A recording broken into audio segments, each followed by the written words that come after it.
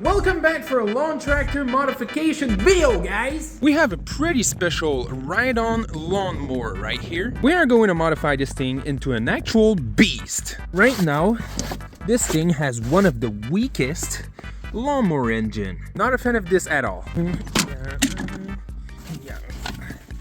You come with me, little bitch. We got the Bolins in the heated garage. This is my little heating setup. Just look how hot this thing is.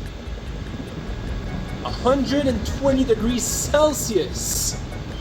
That is just crazy for $180. So we need to fix and upgrade some things on this ride-on lawn tractor. First of all, the battery on this thing is dead. So we need to swap that bitch.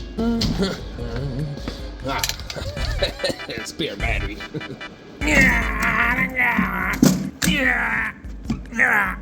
A few moments later. This is a really frustrating design because in order to remove the battery from this bitch, you either need to remove this chassis reinforcement or remove the engine. What? I was going to remove the engine anyway, so let's go ahead and remove the engine.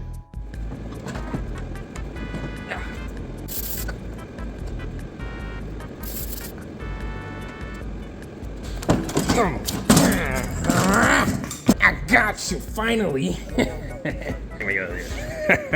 Cannot approve. So now the battery problem is fixed. We have a brand new battery on the Bolins. Now we are missing an engine, so we need to go in the shed to find a proper engine for this thing. Say hello to my super flashlight. I might have a 15 HP engine in this shed. I can't see nothing. Bam! Oh shit.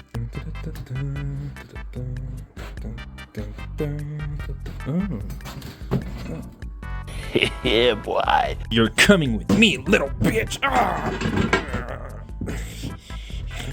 So now we take this pulley from the old engine. We install this pulley on the new engine shaft. Chow, chow, chow, chow, chow.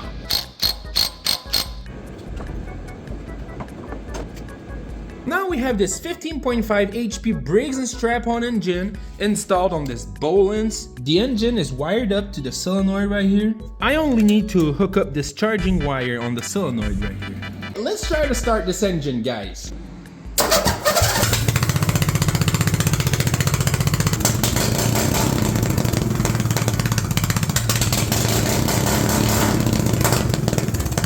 Really close from our first test drive, guys. But before, I think we should install a muffler on that engine because this thing is just way too loud. So this is why I flipped the straight pipe exhaust upwards, because the idea is to install this muffler right here.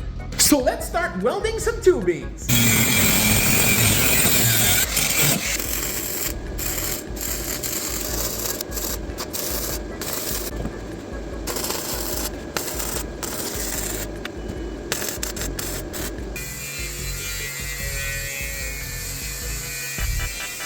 So for the past 20 minutes, I've been crafting this homemade bracket for the exhaust. I'm going to weld this thing under the muffler right here. We have a hole right here, so we are going to drill a hole in the mower frame. This bracket is going to support the weight of this exhaust. So I just finished building the silencer for my engine. I think, in my opinion, that this exhaust turns out to be one of the weirdest exhausts I ever built. But the thing is super quiet, and this is what we want. So it's finally time for our first test drive. Look how much snow we got yesterday. This is crazy. Push start ignition. Oh, I can't even reach the choke. I got it. No, nothing's happening.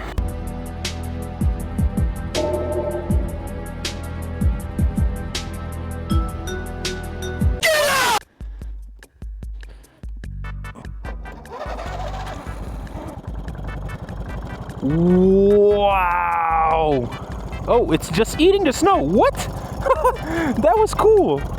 This exhaust is so quiet. It's insane. This is the complete opposite of the death machine. This thing is one-wheel drive right now, so if it makes its way out of this snow, that would be impressive. Okay, 5th gear. Oh. Ah! Maybe more throttle. Whee! Let's go! Let's go! What? This is a good sign so far. This thing is already proving that it can be used in snow without any upgrades. Stock gear ratio right now, it's one-wheel drive. We have long tires. The reason why this thing is decently good in this little bit of snow is because the engine is in the rear. The weight distribution is completely to the rear. We have like 400 pounds with me sitting on it on the rear wheels. This thing is going to be so good in deep snow because of how light the front end is. It'll just float over the snow. The rear wheels are just going to have so much traction because of all the weight on them. This thing has really good potential at being a snow machine. We are actually driving this thing on hard packed snow. Oh, we are getting stuck right now. Yeah. Of course. Oh no, not even. A few inches later. It's so unavoidable. Every time I record a lawnmower video, I end up pushing or pulling my lawnmowers because they're stuck. We have the welder ready for some welds. We are going to weld the axle under this thing. We are going to have a two-wheel drive machine. What we need to do is to weld the axle on this part. We are going to weld right there. Here are my trash-ass welds, guys. This is so bad, but this thing is now two-wheel drive. To add a lot more traction on this Bolins, I installed some 22-inch snow tires on this thing. But the axle of this Bolins is way too short, so we'll need to weld a bolt at the end of this axle to make it longer. As you can see, I installed a cheap Amazon carburetor on this engine. The throttle cable is hooked up to the throttle lever right here. As you can see, we don't have the 15.5 HP engine anymore because I realized that the charging system on the 15 HP engine wasn't working. I seen in the comments that a lot of people want to know how to wire these things. I'm gonna quickly show you guys how to do it. You will need an ignition switch or a push ignition switch. One side of the push ignition, doesn't matter which side, needs to go to the positive side of the solenoid. I'm calling this side of the solenoid the positive side because this pole has constant 12-volt power because the positive side of the battery is hooked up to that side. And you will need to run the black wire coming off of the ignition switch to the positive pole of the solenoid. You will need an on and off switch for the kill switch. These are going to be on is off and off is on because when contact is made, it kills the mower. Very simple, one wire is going to ground, the other wire is going to the coil. Usually the coil wire is on the carburetor side of these engines. Mine is right here and they are usually black. This is the coil wire to kill the engine. So now you want your engine to recharge your battery. To have your battery recharged by the charging system of the engine, you will need to find this red wire coming off of the charging system. Keep in mind this is a red wire, okay? But I put a gray wire right there because I didn't have red wire. So you will run that gray wire to the positive pole of the solenoid right there. To complete everything, you will need a big red wire for the starter and run it to the starter side of the solenoid. And bam! Wiring is done. From there, you can add your own lights, underglow, and accessories on this thing. Don't put too much accessories on this thing because the charging system won't be able to keep up with all the accessories and your battery will die. Here we have the 3/4 bolts that we are going to use to make the axle longer. This 3/4 bolt fits perfectly in the hub. Now we need to cut the head of the bolts and weld these things on the axle. You will need two magnets so you can weld this bolt and it'll be straight with the axle. Here we go, guys, just like this. I ground down the excess welds. Now we can put our key just like this. Then you line up the keyway with the key and you slide that rim in there. Bam. Now you can screw this lock nut right there. I knew the stock tires of this thing wouldn't be good at all in snow. Here you have these tiny wheels, 4.10 by 3.50 by 4. Super tiny wheels, as you can see. So I went in the backyard and found some old Yamaha Bravo skis. Here we have the skis, guys. We even have suspension on these. Without any modifications, these skis fits perfectly on this Bolins. We will need a C-clip to keep the ski from coming off of the spindle. There you go. I low-key thought that putting skis on this thing was going to look goofy. But I was actually wrong, guys. Look at this thing. It looks so freaking cool. The first snow tires are already really soft tires, so they kind of act like a little suspension type of thing. They for sure reduce the roughness of riding a lawnmower. But now with these front skis, we have front suspension as well. This thing is going to drive like a Cadillac, bruh. I think we are actually ready to test if this thing is going to be better in snow. Even if this actual setup performs poorly in snow, I have a plan B, and a plan C, and a plan D, and... Without further ado, guys, let's try to start this thing. Oh my god. I have a frozen ignition switch.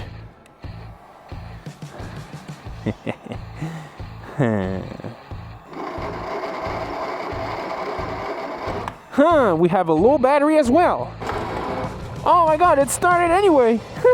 Haha, I love how quiet this thing is. It's time to test how this thing is going to drive in snow. I can already tell that this mower is probably the most comfortable mower I ever driven. Like, I don't think I will ever feel the bumps on this thing since I have 4 snows on the rear and front suspension on these keys. What I'm worried about is how great this thing is going to turn with these keys since the front end is really light. Can we go there? Woo! Holy shit! I almost flipped this thing! This thing was... Ah! Wow! I'm losing a ski! What the fuck? I'm actually surprised that this thing wants to go over that. Oh my god. Oh my god. Holy shit. Bro, what the fuck actually? I actually think this thing is going to do great in that deep snow right there, so we might just go for it right now. Why not? Just a little bit more throttle though. Okay, let's try this.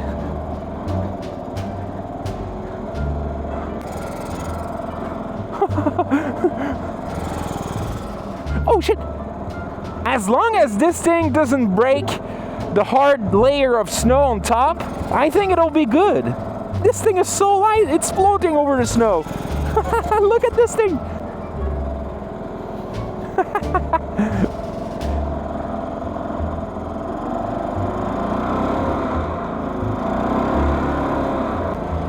Oh! I'm going for it.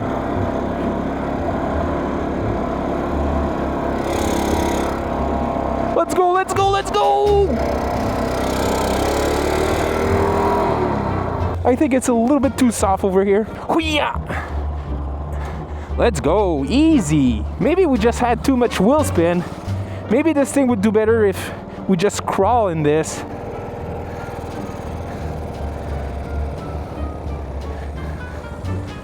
Actually, this thing is doing way much better at low speed. We're just crawling in this. I got stuck over there. I made all of this in first gear. The steering is really, really hard to turn at low speeds like this. It's basically impossible to turn. I'm not gonna complain since this thing is crawling like a super beast. Seems like this thing doesn't want to stop. It still goes.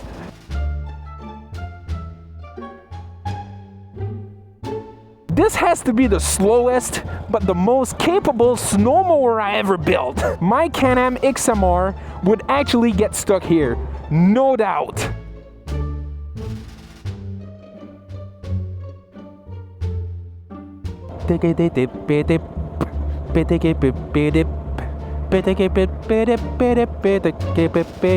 Even in second gear, this thing has no problem going through that snow. So cool, bruh. No governor on this engine, so basically nothing is revving this engine to help it when it struggles. We are basically crawling in this snow at idle. 4 snow tires are a great choice for mowers when you want to go through most likely snow, but you can also use it for mud, but you're gonna wear them way faster. A brand new set of these is $300, not USD, Canadian money. I would have never thought this thing would be able to go through a full lap in the backyard. This is crazy. This little thing is crazy, bro. I love this thing.